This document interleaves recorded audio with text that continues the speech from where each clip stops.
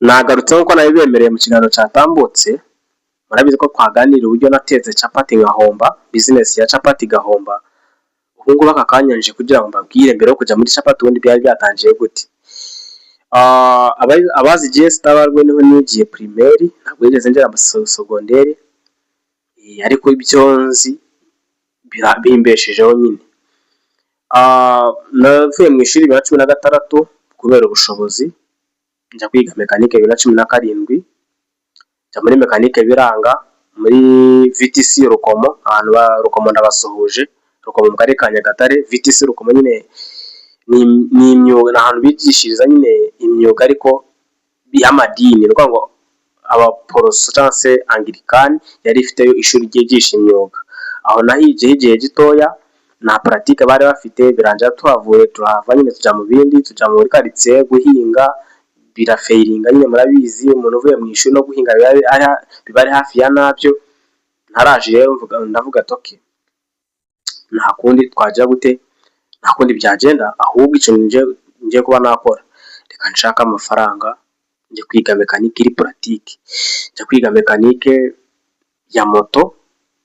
Ariko kwiga mekanike ya moto mbigezemo mbimazemo amezi 2, hayisaza COVID-19, 2019 nyine gutyo, 2019 gutyo mu kwezi kwa 3 2020 hazamo COVID ituma mbivuyemo, nibwo nisanze ngiye ku isenta y'umuntu kugira ngo mbe nakomerezaho gukanika. Nanize guhoma, nzi kwambika iminyururu ya moto, nzi gukora nyine ibintu nyine bitarimo moteri, bitarimo wiring, ndetse n'ibindi bigiye bikomakomeye kuri moto.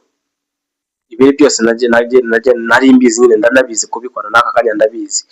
Ndavuga ati ndamutse ngiye hariya ku isenta bakanyicira amagare, aba moto nzajya mbahomera, mbashyiremo chambrier, nshaka udufaranga nagure chambrier nzishyiraho ngo nzaje nzicarana nyine mu ibaga.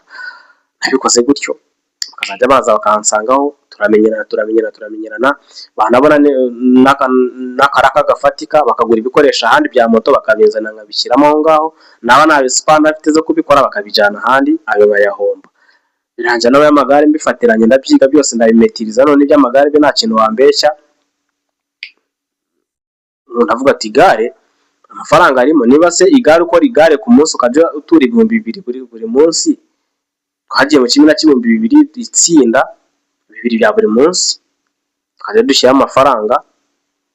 Ndanje ndavuga toke, ndavuga ati bibaye byiza, reka nje mu kimina, amafaranga nzakuramo nzaje guteka capati. Akaba ari nayo nakoze cya kiganiro cya capati, abantu mutakibonye mugomba kuba mwakireba, kira nakoze nyine capati zikamombera. Aho ngaho ngire ngo mwahumvishije. Noneho niyo mpamvu nagarutse kugira ngo mbereke, mbere yo guteka capati nahereye kuri mekanike. Nagiye mu bya moto, haza COVID biranga, njya mu by'amagare ndabimetiriza, ndabimenya, nkora ku isenta y'umuntu tukajya dukorana neza. COVID yose nayikoze mu magare, nkuraho amafaranga niyo naje kugira gute, niyo naje gutangiza nyine umushinga wa capati. Naje gutangiza umushinga wa capati, ariko mbere yo gushinga umushinga wa capati nabanje kubaka akazu nyine mu cyaro muri quartier. Niba ngombwa nako muzakabona, namaje kubaka akazu mu cyaro k'amabati 16. Mbere yuko ngera kuri ibyo ngibyo, ndakubaka ndagasoza nyine nk'umusore wese wo mu cyaro, hari ukuntu kubaka kugira ngo uramutse uguye mu ikosa ry'abakobwa uzabona aho kumujyana nyetu. Nako kagomba kuba kanyura mu ako kazu k'amabati 16 karaho ngaho karanahari. Ndamutse ngiye mu cyaro nazakabereka. Maze kukubaka kamaze kurangira nibwo na saving amafaranga yo guteka capati. Akaba rero ari gutyo natangiye nyine bifeiringa, ariko bimwe bigakunda, nko kubaka ku kazu, kugura amabati, abone bati 6,000, sinzi nimba ubu ngo kigura 6 ku musore wo mu cyaro babigoranye nyine. Ariko ndikamata, nkora mekanike nirwana ibividanje mu biganza gutya, nkora amabati, nubaka ku kazu karahari. Iyo nashye nyine ngiye muri quartier nkaryamamo nta kibazo, nshyama akamatera kanje mwiryamira. Hariho amashanyarazi, bagaha amashanyarazi, twagize Imana badaha amashanyarazi. So akazu nagakuye muri mekanike, noneho mekanike none nkuramo amafaranga yo guteka capati. Ngeze muri capati birahomba, urumva ko navuye muri mekanike yangaburiraga ngiye muri capati birahomba. Noneho kubera ko namenyereye capati nyine ibintu byoroshye, kwirirwa nyine uteka amagi, gukora nyine utuntu nk'utwo amavidanje warayibagiwe, nisanga mekanike nayivuyemo. Ndavuga ati si ndasubira muri mekanike birakunda, umutima urambwira ngo cyangwa se iryibiri nk'uko nabibabwiye muri cya kiganiro, abantu mwumvishe kera kiganiro muraza kubyumva nyine, ntabwo twahiriwe tubitindaho. Iryibiri nasaguye nyimara guhomba, natangiye guteza se najya kuranguramo piyesi z'igare, wenda nkagira akagaraje kanjye gaciriritse. Njishije inama nyine umuntu nakoreraga ku isenta, namwe ati iryibiri wakuramo iki koko?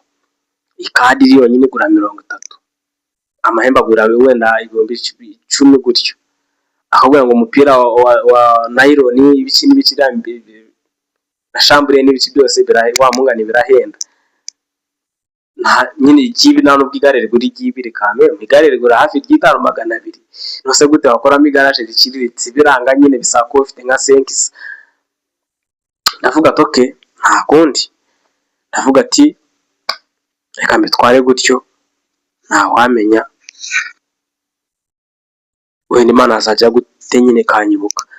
Nibwo rero navuye mu buzima bw'ishuri biranga, nje muri mekanike pratique biranga, nyine murabizi byo kwigira mu bitabo gutyo, ubushaka kugira ngo ufate kuyifana nyine uyifate nyine biranga, mbivamo imitangira no muri mekanike kuyiga nabwo biranga, kubera COVID-19 guma mu rugo mitangira kwisenta y'umuntu nkajya niyiba.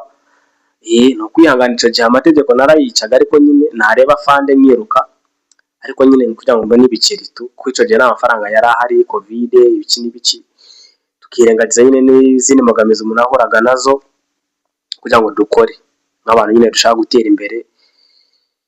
Ikiganiro nimo kuguha nyine ushaka kuba umusore bikaba byarakubaye ugatinya kuvuga muri comment, gutinya kuvuga ibi bintu nibyo bituma nyine n'abandi bibabaho. Gusa ntabwo nimo kuvuga ngo utagerageza gukora, iyo ugerageje bikanga ejo umenya uburyo uzabigenza. Gerageza wenda niba ufite 200, gerageza n'amafaranga 50,000. Nubona 50 byanze hita ubihagarika, menya yuko bitazakunda, banza witekerezeho. None twebwe urasanga mfite desa zose mise zishora. Baca umugani ngo iyo ushaka gutangira ikintu ugomba kuba ufite ikigikubye kabiri. Niba ushaka gutangira umushinga miliyoni 3 ugomba kuba ufite miliyoni 6. Niba ushaka gutangira umushinga miliyoni 100 ugomba kuba ufite miliyoni 200. None njye nari mfite 80,000 nkuko nababwiye mu kiganiro cyatambutse, nari mfite 80,000 byose mbishyira mu mushinga, none nsigara nta n'ijana nsigaranye ku mufuka. Aho ako kantu nako ngira ngo ukabike nyine ugashyire mu mutwe. Niba ufite aka kanya ko ufite 200,000 ushaka gukora umushinga, niba ushaka kuwukora koresha 50. Niba ushaka kwifuza gukoresha 100,000 abantu ushaka irindi 100 ushyire ku ruhande backup, kwa kundi biba bitaragenda neza, iyo byanze ufata kuri yayandi ukayasubiza, ugafata kuri yayandi ukayasubiza, gutyo akaba ari gutyo bimeze. Nawe wagira gute wabiheraho ugakora. So aka kanya ndi mu kazi k'abakire Kampala, nanga nicaye na nyine na ahantu mbaye mbuma natashye navuye mu kazi, ariko mba nifitiye icyizere ko ninsubira mu Rwanda nzakora. Tikize ko nizo mu Rwanda nzakora, kandi ndabizi neza ko nzaba afite igishoro. Abantu tuzabana hano muzagenda mubibona, tuzajya tubikira ahangaha, tuzakora ibiganiro byinshi ahangaha, nta rungu muzagira. Basi buri munsi reka tuzajya tubaha ikiganiro buri munsi. Je nabyiyemeje, reka tuzajya tubaha ikiganiro buri munsi. So urwo ni urugendo rwanje muri mekanike, ariko mbere yuko tujya muri mekanike hari ikiganiro nabanje gukora mvuga ku bijyanye nuko nakoze capati nkahomba. Ngeze nyuma ndavuga ati kubera iki nahereye kuri capati, naravuga imvo n'imvano yabyo. Akaba ari ibingiro twari turimo mvuga ati amafaranga ya capati nakuye muri mekanike. Abantu bakora mekanike buri bikoze neza, utagiye mu nzoga n'amatabi n'iki, mekanike yagutunga. Ariko nanone mekanike isaba kugira ngo umuntu nagusuzugura umwakire uko ari nyine, kuko ari igihe nyine like nkatwe abahungu nyine hari igihe nyine umukobwa bashaka kugira ngo akubone uri umusirimu, yakubona ufite vidanje mu ntoki, nyine akumva yuko nyine ntago nyine yakubaramo umuntu nyine muzima. nyine avuga ati gusa umuntu wirirwa muri vedanje yamarira iki. Ariko niba uzi ko ukora mekanike umuntu akaza akakwereka ko uri imbwa, ntuzamusubize. Burya iyo umusubije uba umweretse yuko koko uri imbwa. Ahubwo niba agututse ko uri imbwa uri muri mekanike, mwereke ko utazanayivamo, ahubwo ko ugiye gushaka igishoro, noneho ugashaka ba mekanika bandi ukabazana aho ngaho, noneho ukaba boss, ukabakoresha ukavuga uti ni boss ncuruza PS, nzanye ba mekanika bazajya bakanicira aha ngaha bagire gute. Kandi ikintu mutazi kuri mekanike, wari uzi ko ukanicira umuntu wenda igare n'urugero, ukamere ku igare nyine, abandi ibindi sinshaka kubimenya nyine, kuko ntabwo sinavuga imodoka narayikanika. Burya njyewe aha ngaha sinzavuga ikintu narageraho, sinzavuga ikintu kiretse ari ibintu nasomye mu gitabo bavuga ati aha ngaha ubushakashatsi buvuga ibi ngibi, ariko sinzavuga ikintu narageragezaho. Ndagerageza wenda ku igare cyangwa moto, ibyo ndibugeragezeho. Iyo ukanikiye umuntu ugakoramo icyuma gishaje, akaba ari wa muntu nyine utifuza, akavuga ati scrap yigumane, ukayishyira hariya. Icyambere, iyo ufite nyine igaraje ryawe ku giti cyawe, PS ari zawe, ugurisha PS ukunguka. Wamara kunguka, kuyishyiramo akwishyura y'ubukozi, none ya scrap yaguhaye nayo ukazayigurisha ugakuramo amafaranga. Urumva uba wungutse gatatu.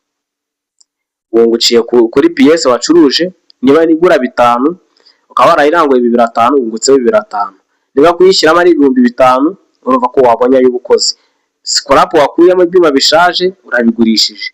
Iyo ari umuntu utifuza nyine, ariko iyo yifuza ibintu byo bikoramo akabishyira mu gafuka hariya, akaza ukavuga ati rero ibintu twakuyemo ni ibi ngibi, twashyizemo ibishyashya havuyemo ibi ngibi, ukamuha ibintu by'akabitwara.